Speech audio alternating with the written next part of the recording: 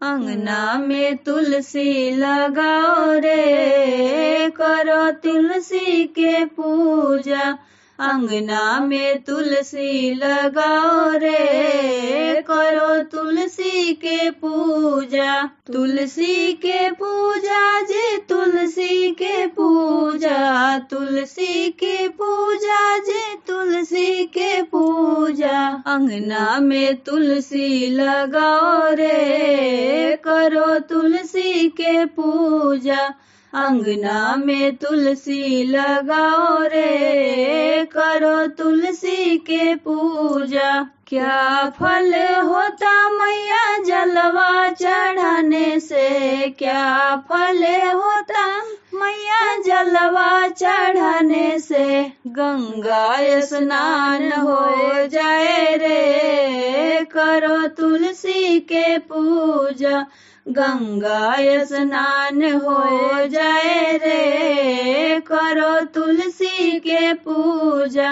अंगना में तुलसी लगाओ रे, करो तुलसी के पूजा। अंगना में तुलसी लगाओ रे, करो तुलसी के पूजा। क्या फल होता मैया कुमकुम चढ़ाने से, क्या फल होता मैया कुमकुम चढ़ाने से। सुहाग अमर हो जाए रे, करो तुलसी के पूजा। सुहाग अमर हो जाए रे, करो तुलसी के पूजा। तुलसी के पूजा जी तुलसी के पूजा, तुलसी के पूजा जी तुलसी के पूजा। अंगना में तुलसी लगाओ रे, करो तुलसी के पूजा। अंगना में तुलसी लगाओ रे, करो तुलसी के पूजा। क्या फल होता मैया अक्षत चढ़ाने से, क्या फल होता मैया अक्षत चढ़ाने से। अन धन लक्ष्मी पाओ रे, करो तुलसी के पूजा। अन धन लक्ष्मी पाओ रे, करो तुलसी के पूजा। तुलसी के पूजा जी तुलसी के पूजा, तुलसी के पूजा जी तुलसी के पूजा।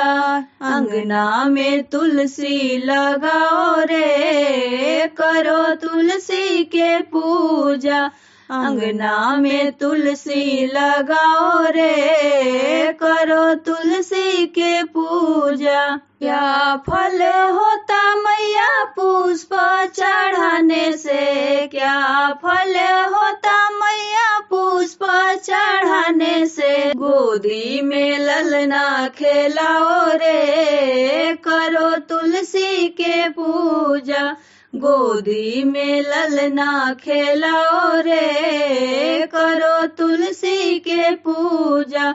तुलसी के पूजा जी तुलसी के पूजा, तुलसी के पूजा जी तुलसी के पूजा। गोदी में ललना खेलाओ रे, करो तुलसी के पूजा।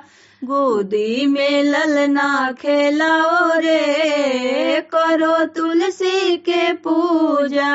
अंगना में तुलसी लगाओ रे, करो तुलसी के पूजा।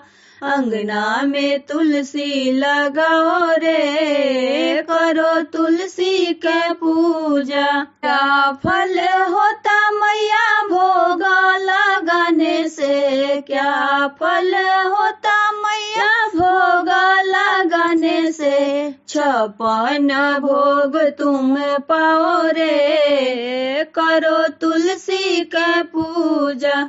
56 भोग तुम्हें पाओ रे, करो तुलसी के पूजा। तुलसी के पूजा जी तुलसी के पूजा, तुलसी के पूजा जी तुलसी के पूजा, 56 भोग तुम पाओ रे, करो तुलसी के पूजा। अंगने में तुलसी लगाओ रे, करो तुलसी के पूजा। अंगने में तुलसी लगाओ रे, करो तुलसी के पूजा। क्या फल होता मैया परिक्रमा लगाने से, क्या फल होता परिक्रमा लगाने से, चारों धाम हो जाए रे, करो तुलसी के पूजा। चारों धाम हो जाए रे, करो तुलसी के पूजा।